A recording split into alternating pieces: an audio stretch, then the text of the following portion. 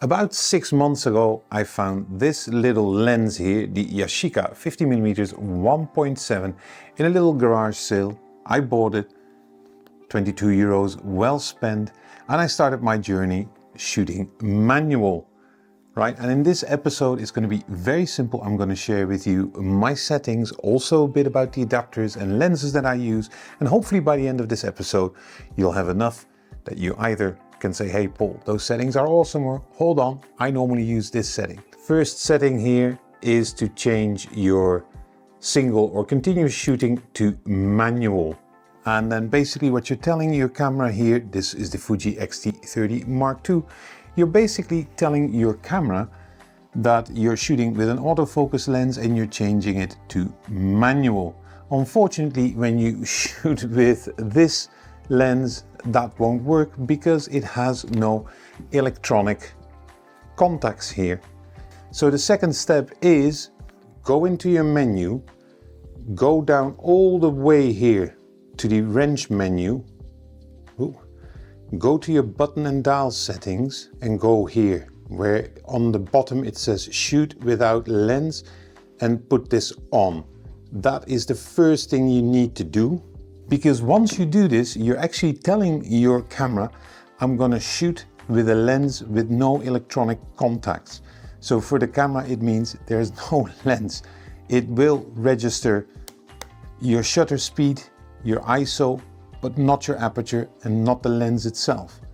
If you start shooting like this, you can obviously take pictures, no problem, but you won't see it registered properly in your metadata. It will only tell you ISO and shutter speed, not the lens and never the aperture. So what I normally do is the following. So I go into my camera, I go into the IQ menu here, so the first menu, and you scroll to the third page as you see here. And you go here below mount adapter settings. You go in here and you'll see here that it says all kind of millimeters. So here is the Yashica which I'm using. So what I will do is first adjust the focal length setting. Well, this here is very simple because it is 50mm. And then I'll go to edit lens name and I'll just put in, well, what shall I put? It says here the actual lens name. And that is important that you have that there because it will write in the metadata of your file. So you're telling it the name, which is a Yashica or whatever lens you have, and you're telling its focal length. So that way, if you take a picture, it writes it onto the file, and from there on, you can find it in Lightroom or whatever editing software you have. Be very mindful here that if you change your Fujifilm recipe, you're gonna have to do it again. And just to show you an example, here's my Q menu. Right, let's go to Agfa Optima, my second one. Again, you go into the menu and you'll see here Yashica and TPE 95. Yeah, you'll basically see here for, in my way, custom 2, you'll see various lenses being registered. So you also have to do this when you change your film recipes, or maybe pre-program them before you use them. Yeah, that normally would help. So that's basically the 3 settings and we're nearly done. Yeah, then there is the other setting is, and that's pretty much your own preference, is which manual focus assist you're gonna need. For manual focus assist, we go to the second menu, second tab, and where we see here, it's very simple. You see here peak standing, which is the obvious choice here. So if I were to put this in, let's put it in red now, high. We'll go into this and we'll start. You see here exactly what's happening. It's great, and you can focus. This is the normal, let's say, which mostly is used. You can also go to standard, which pretty much, if you look at it, doesn't give you any kind of highlights, but you can work with this. Let me just do it like this, but you can work with this. And the third one, which we have here, is digital split. Yeah, you can choose between color and monochrome. I'm just going to go into monochrome. And what this does is it gives you here this kind of darkened box, right? So once you start focusing, you see it's out of focus. Now we have it nicely in focus. So you can pretty much see there with your in focus. This is not the one I use most, it's not my favorite. My favorite is actually digital micro prism. Yes, we put this in. Up, here we go. And now you see this kind of ball here. And it's pixelated. So if you don't see any pixels, you're in focus. And when you see pixels here, you're out of focus. It's a very nice way. It's not always very practical, but it's great fun. Yeah, so now you basically have the settings where you can actually shoot with. Links in the description below.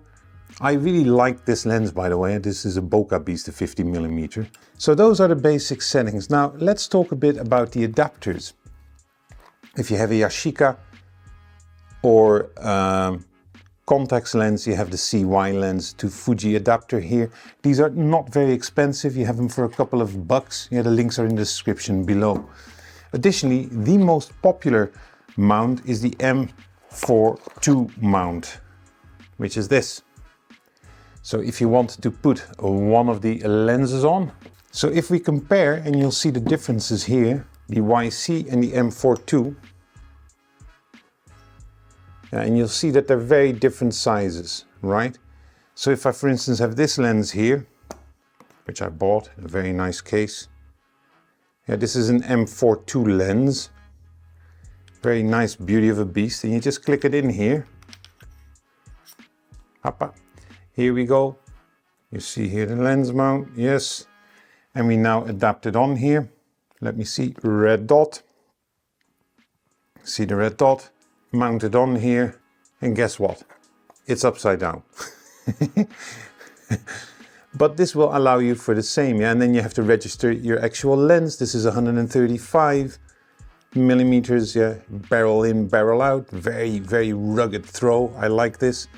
Yeah, so basically you're set. Yeah, you can also, for instance, mount Leicas. Yeah, I'm waiting for a Leica lens to come back.